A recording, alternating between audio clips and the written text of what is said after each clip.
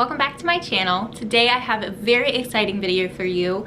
I get to share a piece that I ordered directly from the Louis Vuitton boutique for the very first time. I've never placed an online order before, and I was so excited to be able to share my experience with you. It was a little bit of not a bumpy road to get here, but a little more of a process than I had originally anticipated. So I'm gonna share with you what that was like and of course unbox the item. Also, as you can see, I am embracing the holiday spirit. I've added a little bit of Christmas to my background, but not too much. I'm still trying to figure all of this out. I'm not too sure what I want it to look like yet. So first things first, let's talk a little bit about the process of ordering online.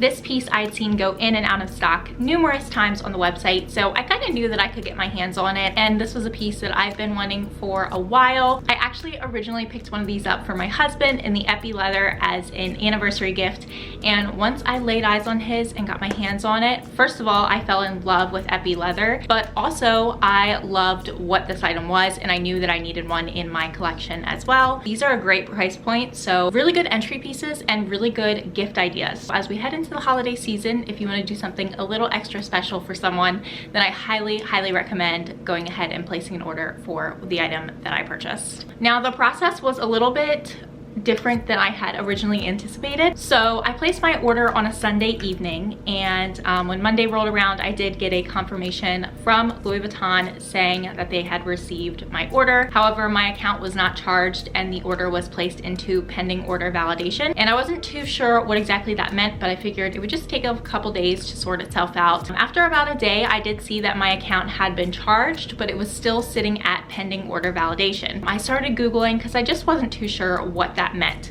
And what I gathered on these purse forums is that it meant basically two things. One, that the order had been processed by Louis Vuitton and they were sending it out to one of their warehouses to double check and make sure that the item was in fact in stock. And two, they were checking with my bank to make sure the purchase was a valid purchase.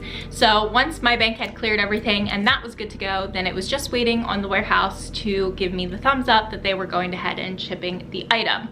Now, after a week had passed, I ended up calling the 1-800 number, and I was a little worried to do this just because this was my first online order and I didn't want to come across as like a problem customer. The CA that I spoke to was super helpful and sweet, and just said that basically what the purse forums had been saying about the order pending warehouse validation is what I was waiting on. So just keep in mind, at this point it had been a week since I originally had placed my order, and I saw a lot of people specifically on forums talking about how they were purchasing canvas pieces and then order validation was taking a couple of days and then their orders were being canceled. So this really did concern me. All of that to say, if you order online and your order is pending validation for an extended period of time, don't worry, your order might not get canceled. I have now been talking your ear off, so we're gonna go ahead and get into the item. Also, it's getting very hot under my lights, so I'm gonna go ahead and take my scarf off, even though it is very cold here in Pennsylvania today. So when I placed my order, I forgot to check the box about adding a gift bag. So this gift bag is actually from when I purchased my Louis Vuitton clay, but I did get, of course, the large receipt case. So I'll just go ahead and pull everything out. Looks like their exchange and return policy, a thank you note,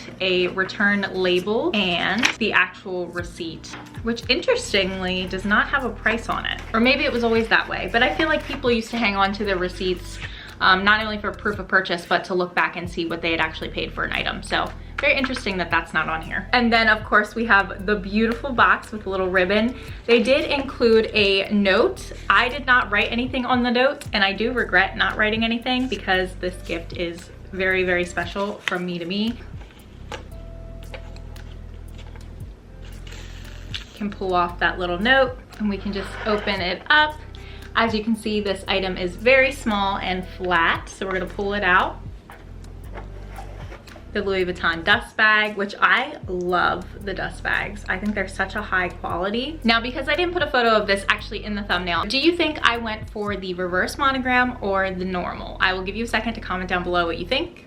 I went for the original print. This is, of course, the monogram print with the brown leather. Glazing looks absolutely incredible. Now, one thing I did notice with this piece, and I have seen some people actually return theirs because of this, one side is ever so slightly off of center, and I can tell that because one of the little florals on this side, it stops before the stitching. On this side, it is cut off just a hair in the actual stitching. I'm not going to return it because of that. It doesn't bother me, but I do just want to note that if you are someone that would bother you, make sure you're looking closely at your pieces. On this side, that is not the case. It is absolutely perfectly centered. Some things I did just want to note about the card holder. It is a lot larger in person, and I'm so happy about that. So when you slide your cards in, you do have a little bit of extra space on both sides.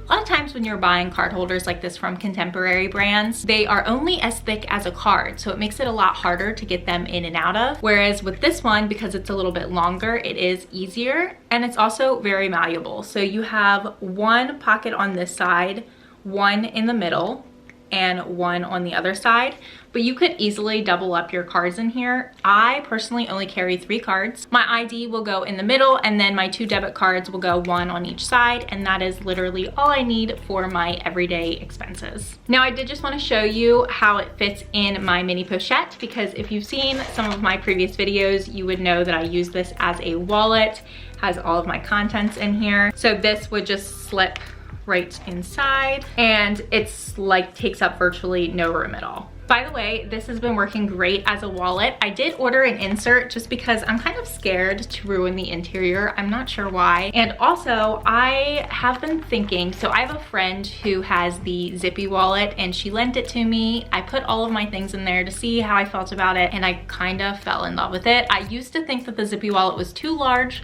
but after trying hers out, I realized that I do actually want one. So I'm currently looking on the pre-loved market. I might end up incorporating that also into my collection. If you'd like to see any specific reviews on this piece in comparison to other pieces, such as the 6-ring key holder, then go ahead and let me know. I will totally do any videos you're interested in. I thank you so much for watching this video. I will see you in the next one. Happy holidays.